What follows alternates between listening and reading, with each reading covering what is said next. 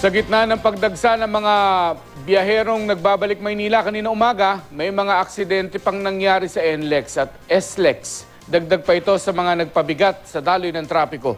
Makibalita tayo kay Maureen Dalope Galapon.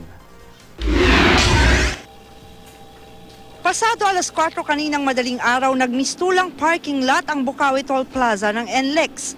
Marami kasi ang balik Metro Manila na matapos ang Holy Week break sa mga probinsya. Dahil dito, 5 portable booth ang binuksan para mapabilis ang pagbabayad ng toll ng mga motorista. May nagbanggaan pang 4 na sasakyan malapit sa toll plaza. Agad naman itong narespondihan at walang nasaktan. Sa SLEX naman, nagdulot ng pagbigat sa daloy ng trapiko ang bangga ng bus at closed van sa northbound lane sa may San Pedro, Laguna. Umabot sa 4 na kilometro ang pila ng mga sasakyan matapos isara ang isang lane ng expressway. Sa NAIA Terminal 3, naka-heightened alert pa rin ang mga otoridad dahil sa inaasahang patuloy na buhos ng mga biyahero matapos ang Holy Week.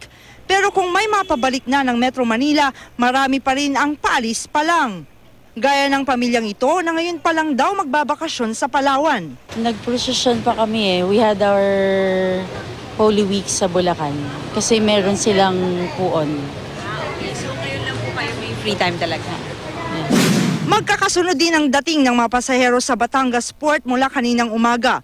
Ang pamilyang ito sinulit ang bakasyon sa Boracay kaya kagabi lang bumiyahe pa uwi. So ngayon po hahabol pa sa school? School and work.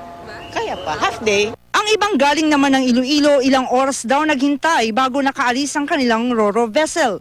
Na-delay. Oo, daming pasahero. Gaano katagal po ang delay? Mga 4 hours. Sa kasagsagan naman ng pagdating ng mga pasahero, isang bus ang tumama sa perimeter fence sa Pantalan. Wala namang nasaktan. Dagsa rin sa Larena Pier ng Siquijor ang mga biyaherong galing Mindanao at pauwi sa kani-kanilang lugar sa Bohol at Cebu. Marami pa rin ang walang ticket dahil fully booked na ang mga biyahe bago pa man ang Semana Santa. Maureen Dalope Galapon, Nagbabalita, Pilipinas.